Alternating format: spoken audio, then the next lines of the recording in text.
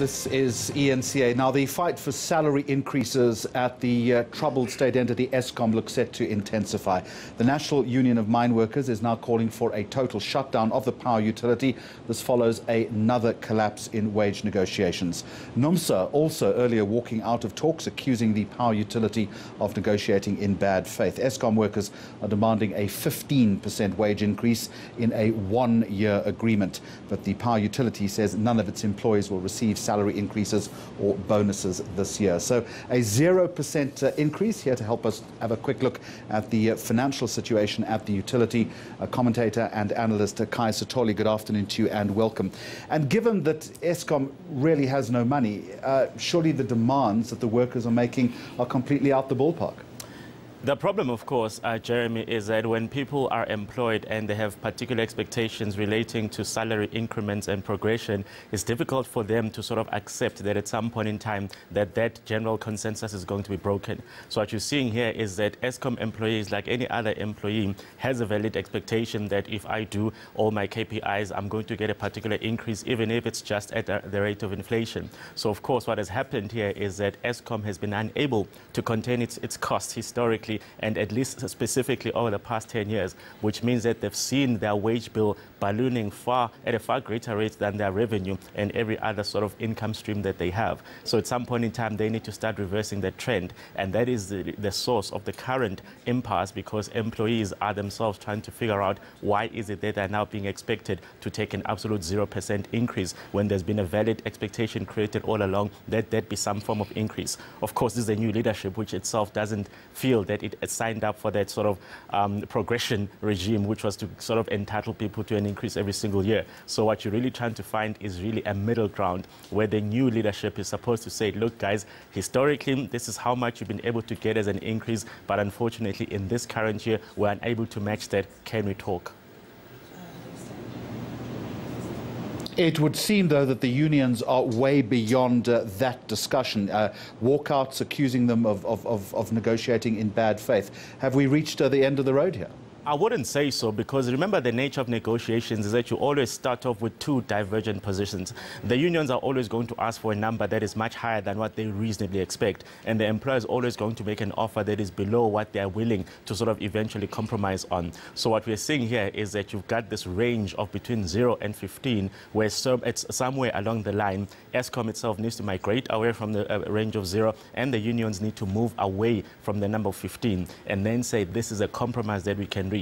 Of course, given the fact that the gap is so big, you've hardly ever seen a gap this large in any wage negotiation. So when the gap is this big, you get the impression that the conversations are going to be far more protracted. And of course, Eskom itself hasn't really shown its final card. They actually haven't seen what is the number that they think they could reasonably afford. So they're sticking to the number of 0. And of course, unless Eskom moves one way or another, it's difficult to expect the unions to then start shifting their wage demand away from 15%. So that's really what the role of the negotiation is supposed to be, for everybody to sort of then say, okay, fine, if we concede on this number, what have you guys got to say? And then that's how the conversations are going to progress. But at this stage, it looks like they've reached a deadlock, because it looks like Eskom has really taken the position that 0 has to be the number that they put forward.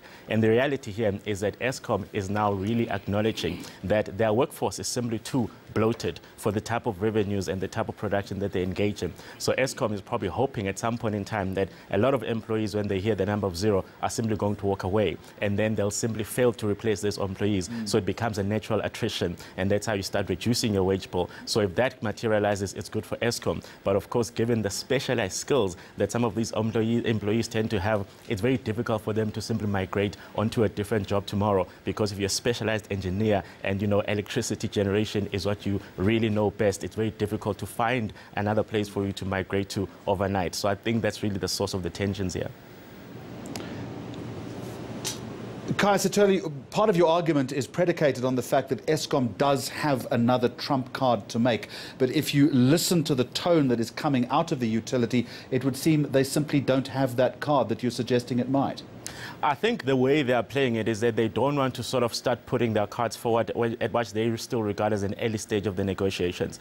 Of course, Eskom has to acknowledge that even within your entire workforce, there are people that you might say are at the lower band. Now, those people should not be punished for the sins of what the executives have done before. So if you're looking at somebody who's the lowest earner at Eskom and you look at what has happened over the past 12 months, you've had a VAT increase and you've had all these adverse economic circumstances, it is really morally dubious to then say that they must accept a 0% increase, especially on the basis that this was probably not communicated to them far in advance for them to start planning, perhaps migrating to another employer. So I do think that at some point in time, they might have to even stratify between their different employees and say people above a particular band, the answer is 0. And people below a particular band, this is the concession that we're willing to make. And we've seen historically that when employers are able to do that, you might see that the majority of the workforce ends up getting some benefit out of it, but the cost is not as great as it would be if they rolled it out to the entire workforce. So I do suspect that they need to start contemplating the possibility of saying that. I understand that, but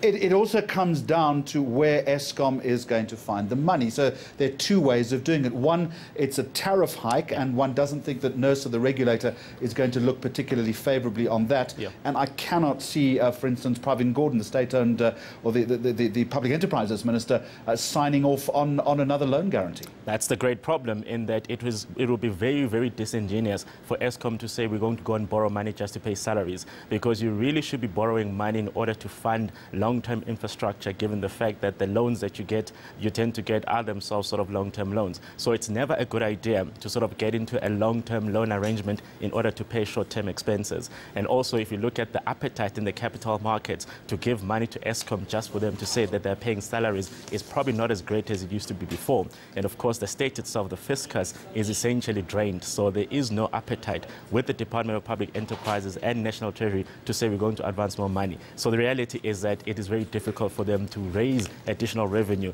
And Numsa itself has been very clear that they're not going to get the tariff increases that they're asking for. So this is really what has created the deadlock here. And if you remember, a few months ago, they had to get a 30-day loan from the PIC just to pay salaries. So the situation is as bad as it can get.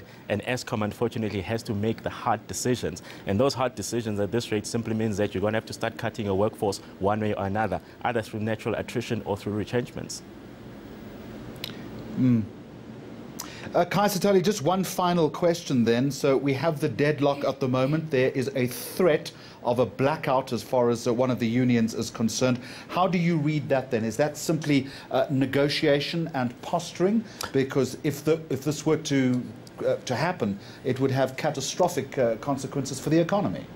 Now, the reality here is that you must always remember that employees who are engaged in a strike of this nature are simply saying that if there's a catastrophe of any nature, why should we be the only ones that suffer? So for them, this lack of an increase is seen as a personal catastrophe. So if I'm the one that is saying, well, what is this one thing that I can withhold from Eskom or from the country so that they start listening to my demands? It is simply my productivity. And in this case, them withholding their labor force and their productivity simply means that electricity will not be generated. And of course, the country will suffer at large. So then the question should be, is the country willing to take that gamble of saying that, look, let them strike if they need to, we're not budging on this wage offer, because the consequence of that is that the economy itself will suffer, but in the long run, maybe you might then reach a new consensus. So I think the reality here is that the unions and Eskom probably have to be locked up in a room for the next 10 days, if need be, until they reach some form of a negotiation, until they reach some form of a consensus, because the reality is that if the employees do decide on to go on a national shutdown, there's not much we can do to stop them.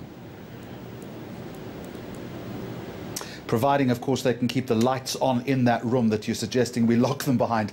Commentator Khaya Sithole, thank you very much.